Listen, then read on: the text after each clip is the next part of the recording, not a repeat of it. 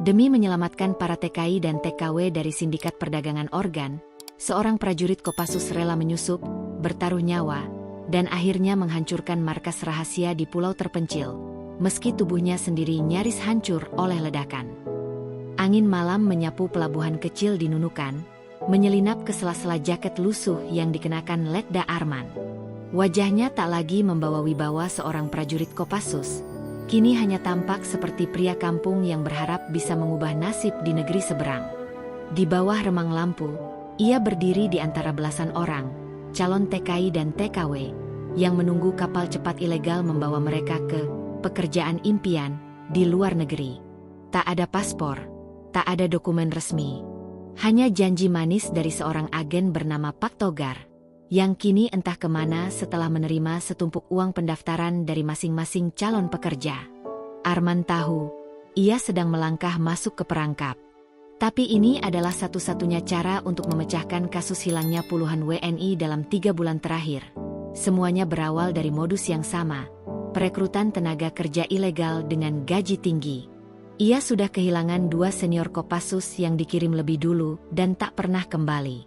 Kini, ia harus lebih pintar, lebih sabar, dan lebih nekat.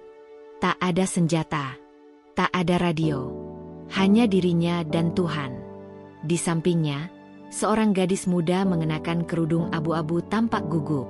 "Mas, katanya kita kerja di hotel ya?" tanyanya pelan. Arman melirik, lalu mengangguk sambil tersenyum tipis. "Iya, hotel bintang 5, jawabnya, dengan nada getir yang hanya bisa dipahami oleh mereka yang tahu kebenaran. Nama gadis itu Nira. Usianya baru 20. Ayahnya petani, ibunya menjanda sejak lama. Ia menjual sawah warisan untuk membayar biaya keberangkatan.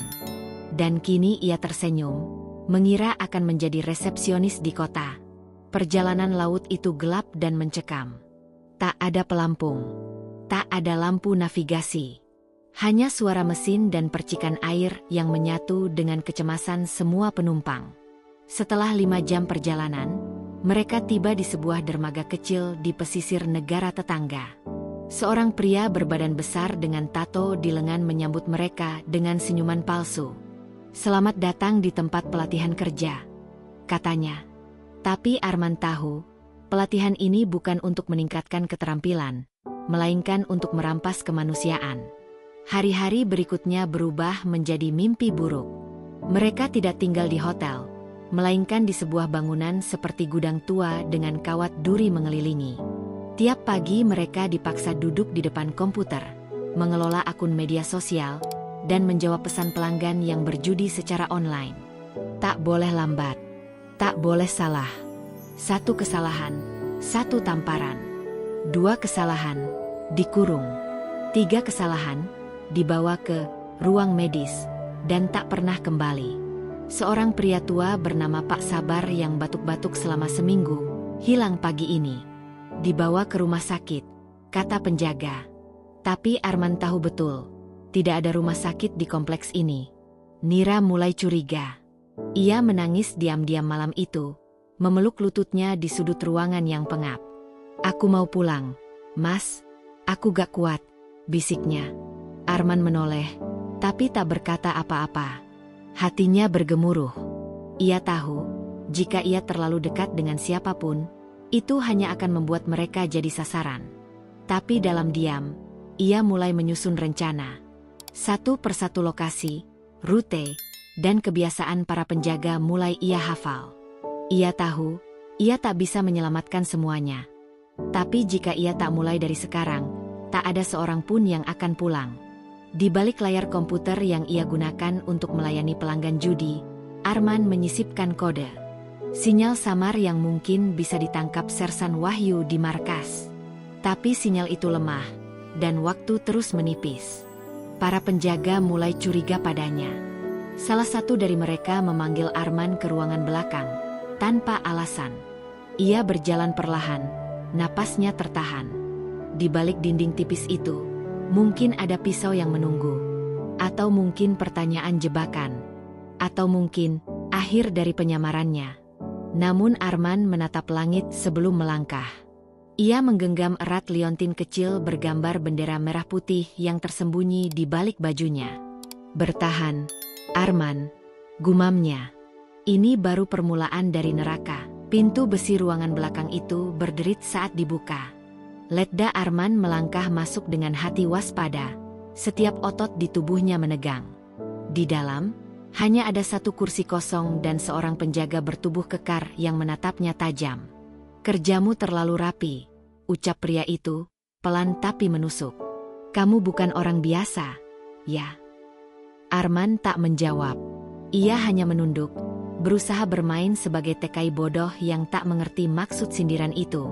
Pria itu tersenyum sinis, lalu melemparkan selembar kertas berisi daftar akun judi yang harus dikelola hari itu. "Kalau kamu pintar, tetaplah bodoh," katanya sebelum pergi, meninggalkan Arman dengan jantung yang berdetak kencang. Sore itu, suasana camp lebih suram dari biasanya. Seorang TKW bernama Yati ditemukan pingsan di kamar mandi. Ia mengalami pendarahan hebat, tapi tak ada yang berani menyentuhnya.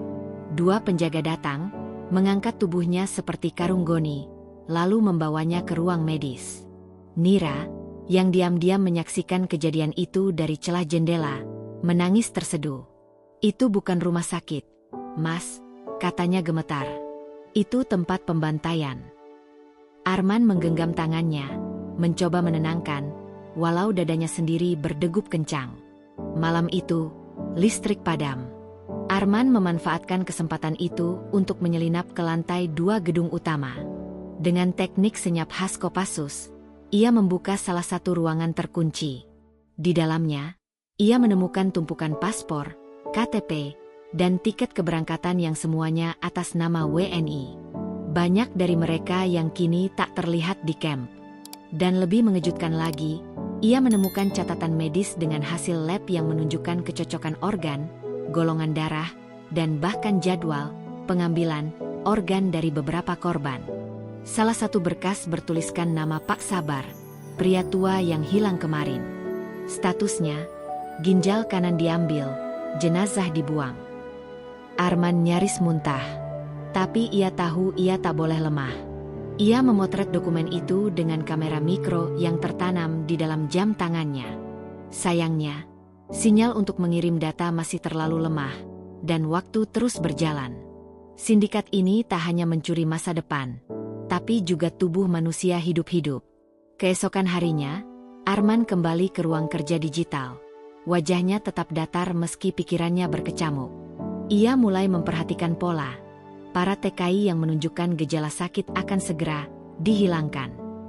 Para TKW muda, terutama yang sehat dan tak terlalu kurus, disukai. Di layar komputer, ia bahkan sempat membaca salah satu pesan dari klien luar negeri. "Perempuan usia muda, ginjal segar, siap kirim." Yang dibalas dengan, "Sedang disiapkan." Itu bukan transaksi manusia. Itu jual beli potongan tubuh. Nira makin murung. Ia mulai batuk-batuk, dan penjaga sudah menandainya sebagai tidak efisien. Arman panik, tapi ia tak boleh gegabah. Ia mulai menciptakan gangguan sistem dari dalam, mengacaukan server situs judi agar perhatian pengawas teralih. Di tengah kekacauan itu, ia menyusup ke ruang komunikasi utama dan berhasil mengaktifkan antena kecil di atap. "Wahyu, ini Arman, lokasi koordinat 15135, 1034470. Butuh evakuasi. Banyak korban." Ulangi, banyak korban. Sinyal berhasil dikirim, tapi tak ada waktu untuk menunggu jawaban. Ketika Arman turun dari atap, seorang penjaga sudah berdiri menunggunya. Mata pria itu memicing, curiga. "Kamu dari mana?" tanyanya curiga. Arman menjawab cepat, "Toilet bocor di lantai 2. Saya disuruh bersihkan." Tapi sebelum pria itu menjawab, terdengar suara sirene darurat.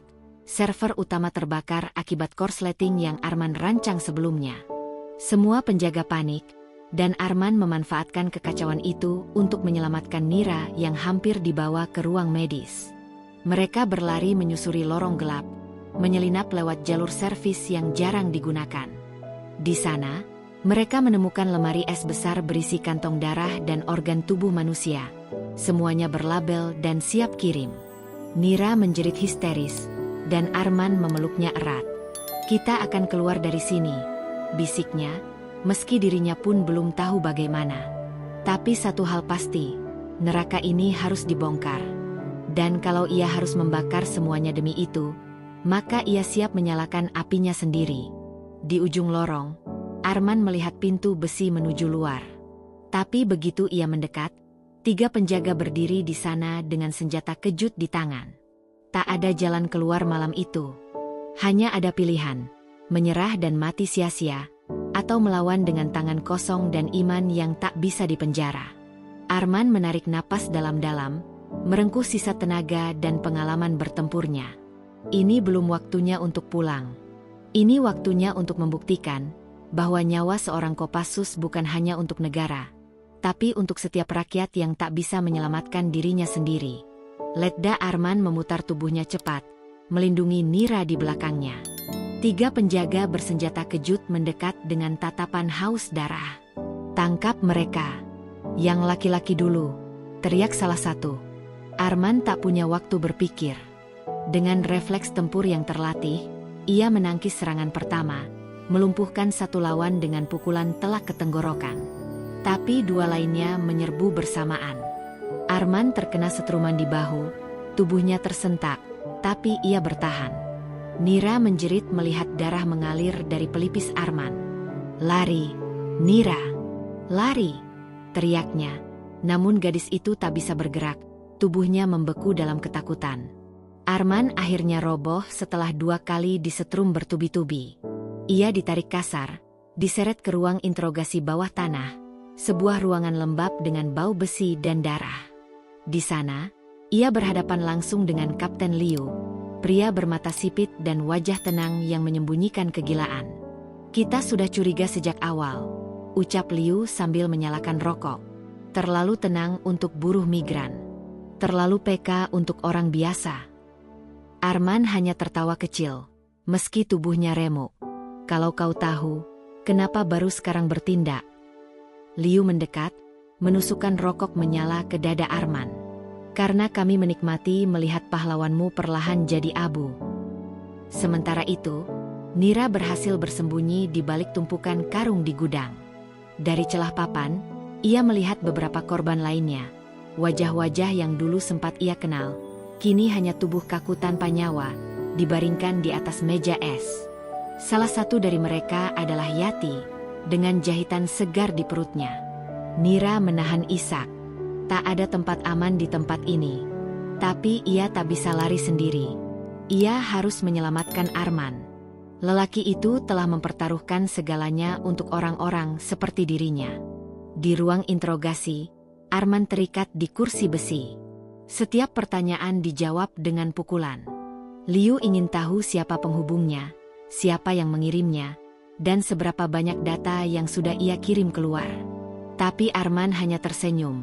Darah mengalir dari bibirnya. "Aku cuma tukang bersih-bersih," katanya. Liu menghela napas, lalu memberi isyarat ke anak buahnya. "Kalau begitu, kita mulai ambil ginjalnya saja. Mungkin dia akan lebih banyak bicara setelah itu." Tepat saat Arman hendak dibawa ke ruang operasi ilegal, ledakan terdengar dari arah belakang gedung. Api membumbung tinggi. Teriakan dan kekacauan memenuhi udara. Itu adalah serangan dari luar, tim evakuasi rahasia TNI yang akhirnya menangkap sinyal Arman. Liu memaki, "Bongsak! Dia berhasil kirim lokasi." Ia mencabut pistol dan menodongkannya ke kepala Arman. Tapi sebelum pelatuk ditarik, seseorang menerjang Liu dari samping. Nira.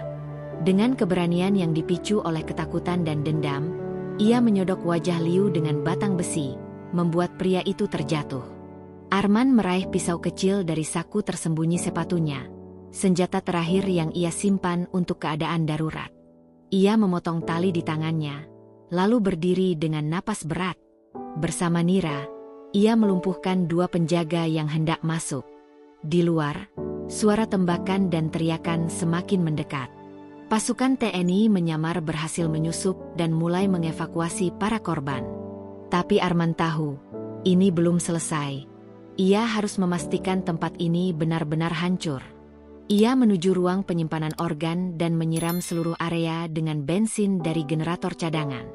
Kalau neraka ini dibangun dari penderitaan rakyat kita, biar kubakar sampai ke pondasinya, gumamnya.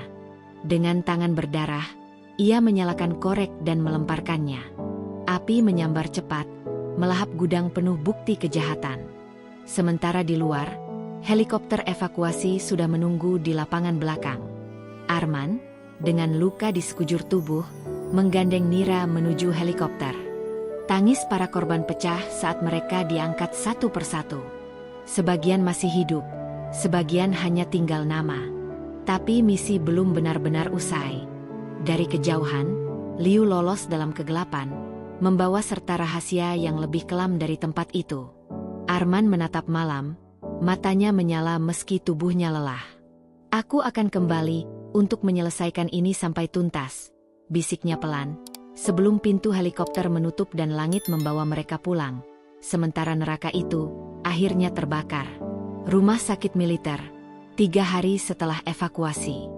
Arman duduk di ranjang dengan infus menancap di tangan, sementara luka-luka di tubuhnya masih dibalut perban.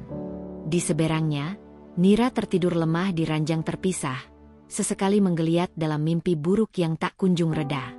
Meskipun mereka telah keluar dari neraka itu, sisa-sisanya masih membekas di nadi mereka. Teriakan, bau darah, dinginnya meja operasi, semua itu belum benar-benar pergi. Arman menatap langit-langit kamar dan bergumam, ini baru permukaan. Masih ada yang harus kubongkar. Komandan Wahyu masuk dengan wajah tegas, membawa setumpuk berkas. Ia meletakkannya di meja kecil dan duduk di samping Arman. Kerjamu luar biasa, Letda. Tapi ini belum selesai. Arman mengangguk pelan, membaca laporan penyelidikan lanjutan. Beberapa korban menghilang dalam perjalanan ke rumah sakit rujukan. Diduga ada penyusup dari sindikat yang masih aktif, menyabotase proses pemulihan. Bahkan, 2 korban yang berhasil berbicara secara utuh, tiba-tiba meninggal mendadak karena keracunan. Ada tikus di dalam sistem. Salah satu nama yang terus muncul dalam laporan intelijen adalah Dr. Maung, mantan dokter militer yang kini menjadi dalang pasar gelap organ di Asia Tenggara. Dia bekerja di balik layar, membiayai sindikat dan membangun jaringan dari rumah sakit, klinik ilegal, hingga laboratorium pribadi. Kapten Liu hanyalah perantara. Arman mengepalkan tangan. Kalau Liu adalah pintu, maka Maung adalah kuncinya, ucapnya lirih. Malam itu, Arman diam-diam menyelinap dari kamar rawat, masih dalam kondisi luka. Ia tahu tindakannya nekat, tapi ia tak tahan hanya duduk menunggu. Ia menuju ruang forensik militer, tempat jenazah para korban disimpan sementara.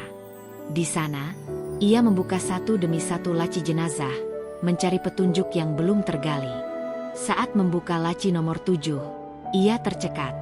Di dada jenazah seorang pria muda, terdapat tato kecil berbentuk ular melingkar pada pisau bedah, simbol yang sama pernah ia lihat di gudang Liu. Tiba-tiba, suara langkah terdengar di belakangnya. Seorang pria berbaju dokter muncul dari bayangan, namun mata dan caranya berjalan tak seperti tenaga medis. Arman segera siaga. Pria itu tersenyum dingin. Kau terlalu ingin tahu, Letda. Mereka bertarung cepat. Arman dalam kondisi luka, tapi pria itu terlalu percaya diri.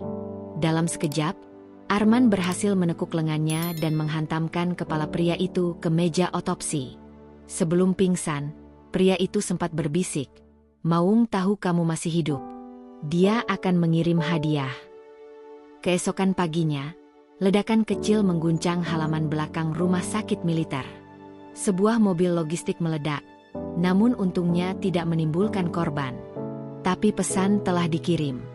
Arman tahu, mereka tak hanya ingin membungkamnya, mereka ingin menghapus jejak dan menyebar ketakutan. Nira yang sudah mulai pulih memeluk Arman erat. Aku takut, Mas. Kalau sindikat itu tahu aku selamat. Arman menatapnya lembut. Aku tak akan biarkan siapapun menyentuhmu lagi. Kali ini, aku yang berburu. Komandan Wahyu akhirnya memberi lampu hijau untuk operasi lanjutan. Dengan sandi, operasi tulang hitam. Targetnya, markas sindikat di sebuah pulau terpencil di perbatasan perairan internasional. Tapi kali ini, Arman tak akan menyamar. Ia akan datang sebagai tentara, lengkap dengan tim kecil elit yang siap mengguncang markas setan itu. Kita tak datang untuk negosiasi, ucap Arman di hadapan timnya. Kita datang untuk mengubur kebusukan ini. Namun sebelum berangkat, Arman mengunjungi Nira sekali lagi. Gadis itu kini duduk di taman rumah sakit, menatap bunga yang mulai mekar. Aku ingin ikut, Mas. Biar aku saksikan sendiri neraka itu dibakar habis. Arman menggeleng lembut. Kau sudah cukup berani. Dunia akan tahu kisahmu, dan mereka akan tahu siapa yang sebenarnya bersalah. Nira menangis, memeluknya erat, seakan tahu pertempuran berikutnya mungkin adalah yang terakhir.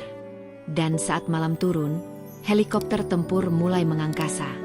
Di dalamnya, Arman mengenakan seragam Kopassus penuh. Wajahnya dingin namun matanya menyala. Ia tak datang untuk menyelidiki lagi. Ia datang untuk membalas.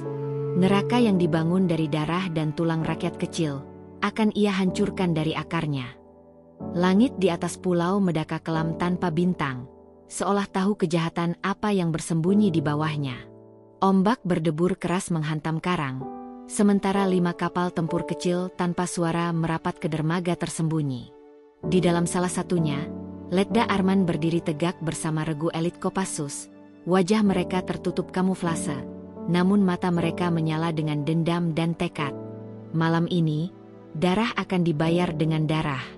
Dan neraka yang selama ini tersembunyi di balik janji manis gaji tinggi, akan dibakar sampai ke akar. Begitu mendarat, pasukan langsung bergerak